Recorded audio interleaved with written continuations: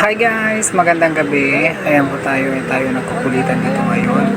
Kasi nga si Uncle, miss niya yung si Andrew kasi nga umalis na siya.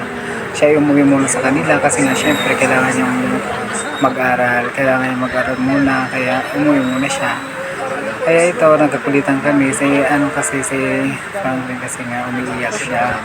Dahil kasi nga, alam mo naman kasi pag mga best friend lagi magkasama, kaya nararamdaman niya yung first of joy, gano'n. Yung pag-alis ni Andre, kaya gano'n.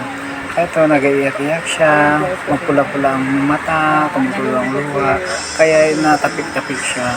Naano ko yung kanyang mga likod kasi nga umiyak siya. Alam ko yung nararamdaman niya kasi nangyayari na din po rin sa akin yan, guys. Ayan. Paluha siya kasi nga, siyempre, pag best friend mo talaga, pag lagi kayong magkasama, lagi kayong araw-araw, saan kayo pumupunta, saan kayo, ayan, araw-araw yung magkasama, naghaharutan, ayan, kaya ganyan ang nangyayari. Pag best friend mo talaga, pag mahal mo ang best friend mo, ganyan talaga. Paiyak ka, napapaluha, kahit hindi mo Ay, ano ba ang katotohanan na sasabihin mo? Ano ba ang namimiss mo kay Andre?